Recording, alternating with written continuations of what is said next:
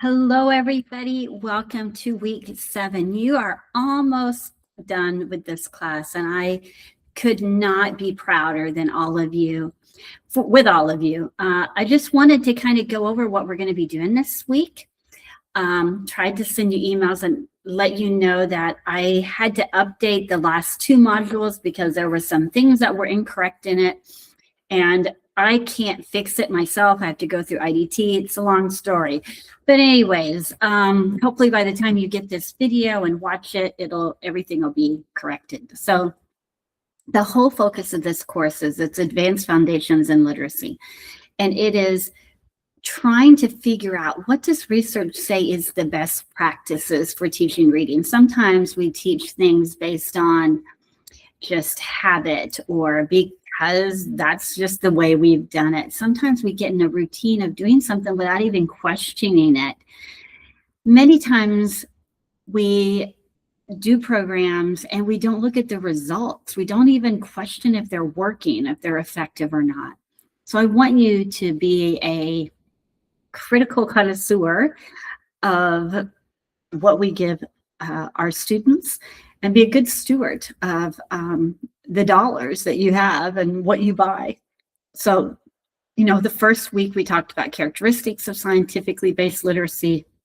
We talked about the theories of literacy, because you have to know the theory that supports it. And that's like those theoretical underpinnings. We looked at scientifically based early childhood. We look at scientifically based trauma-informed teaching. We looked at scientifically based ways to help struggling readers. And then we looked at this week scientifically based research to select digital resources. And you did your literature review. At this point, I have not graded your literature reviews. They are due tonight as I am recording this video. So I will be grading those this week, and I'm sure they're going to be great. But because you had such a big project this week, I thought, let's make it a little lighter next week. So week 7, here's what we're going to be doing. You're almost done. Yay. So this week, and like I said, this is different than what was on my flyer. So if you look at this and say, that wasn't on there before, that's because I changed it, okay? So this week, you're going to be reading Module 7, Applying Scientifically Based Research to Writing Instruction. So we're going to look at the reciprocal relationship between reading and writing, how to incorporate those two. You have some articles to read, like you always do.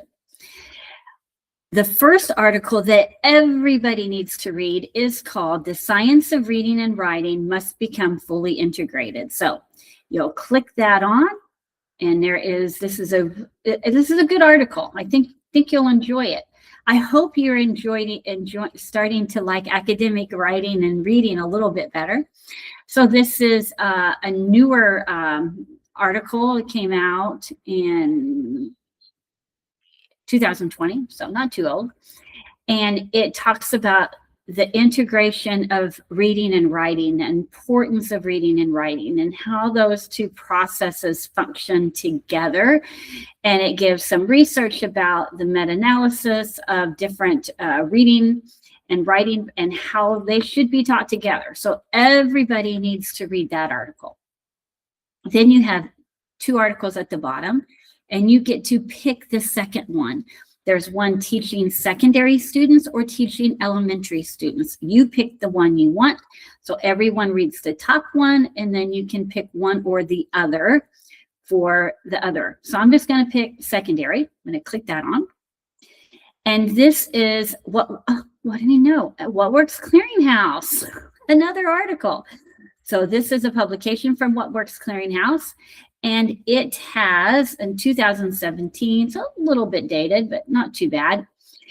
These are the best practices that the panel has written for the best practices for teaching writing for secondary students. And it has some recommendations, and then it has some strategies. And then we have the same thing from What Works Clearinghouse, where they're looking at all the research for elementary. So what does it say about teaching kids? What does the research say about How to Teach Writing. So you're going to read those 2 articles. Now, I went in and I used my Google Notebook, and I put in these articles, and I wanted to understand the articles better. So what it showed me is it showed elementary level recommendations. Now, I still want you to read the article, but I just want to show you this tool. And it showed me that I've already read it, that 4 of the big main recommendations were daily writing, teaching the writing process, teaching foundational skills, and forming a community of writers. Now, as I was reading this, I thought, what do they mean by foundational skills? Well, those foundational skills are fluent handwriting and typing. I know we have some students getting their educational therapist, and we know that that's a part of what we're doing, that fluent handwriting, right? Correct spelling skills, sentence construction fluency. We kind of got out of the habit of doing dictation and having kids write and copy, but it was wrong. We shouldn't have gotten out of that habit. They need it. And they need word processing skills too. We also know this is elementary, they need to teach strategies for all components of the writing process. We need that gradual release, that I do, you do, we do. We need flexibility, and they should be writing for a variety of purposes. And of course, they need daily writing, right? A minimum of 1 hour a day. Are we really doing that? I don't think so.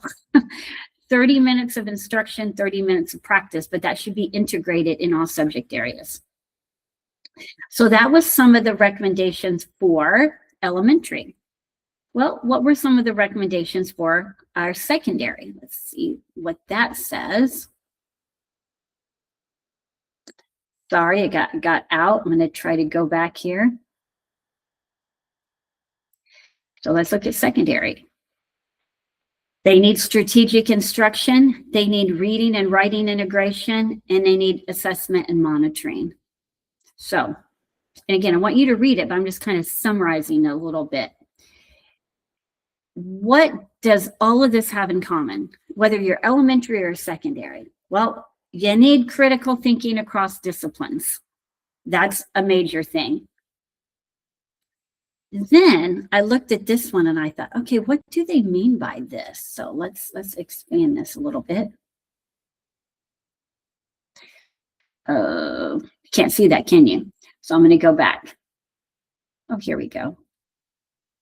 So we need critical thinking across disciplines. So this was what was common between the elementary and the secondary. Iterative and recursive process. So processes that are going to repeat over and over again. This is about the writing process. And I would really urge you to read these recommendations, because you're going to see the importance of teaching kids the writing process.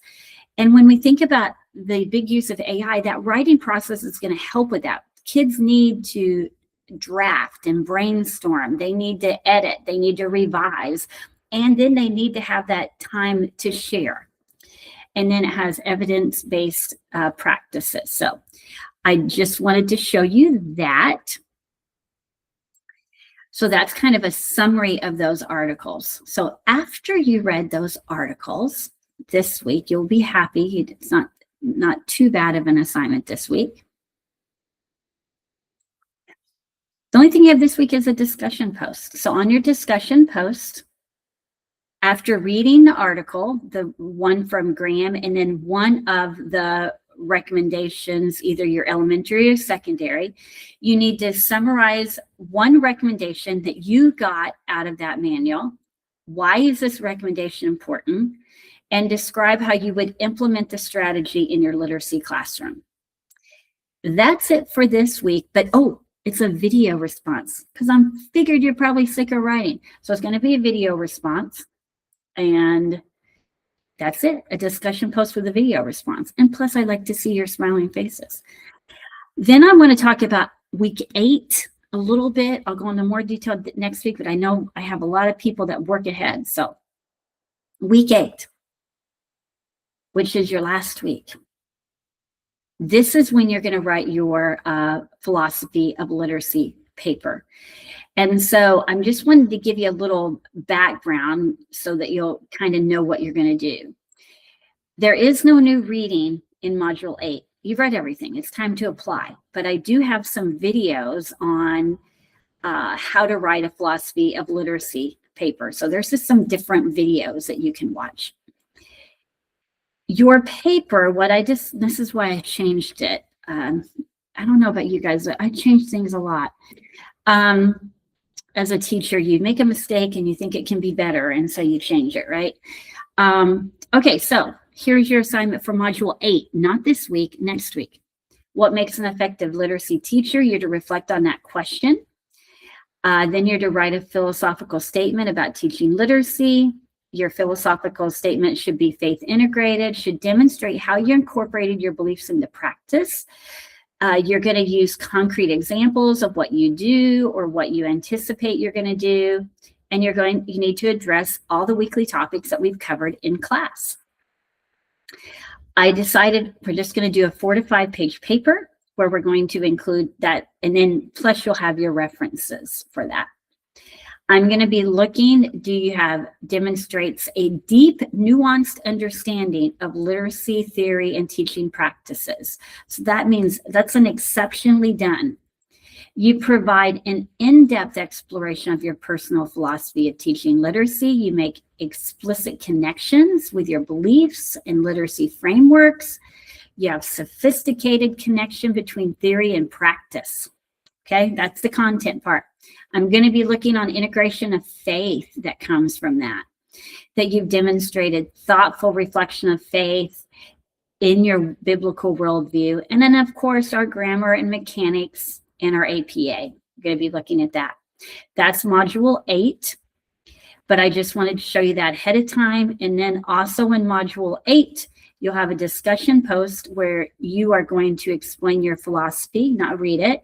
You can make a video, a podcast. You can do a slideshow. You can do an infograph. You can do a written professional summary, anything you want to do.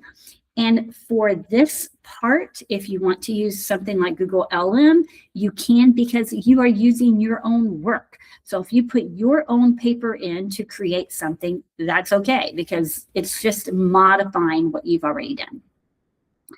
So for this week, just as a reminder, we're in week 7, not a hard week this week, but you deserve a break, and because you worked really hard.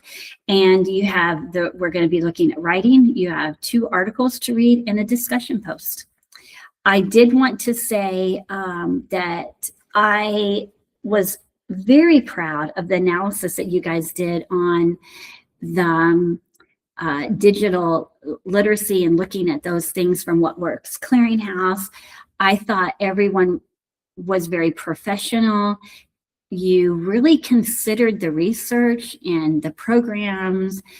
And I hope that through all of that, you realize that God's put us in positions, and many of us in leadership positions, and we're teachers, and we have to advocate for our kids, and we have to know what's best, and we have to advocate for good programs that will help them. And so being able to critically look at research and critically look at programs and make those recommendations is important. So I hope that you learned that, and I hope that you learned that sometimes we use programs just out of tradition and not because they really show that they work. So that's all I have for this week. I hope you have a wonderful, wonderful day, and I will see everybody later. Bye-bye.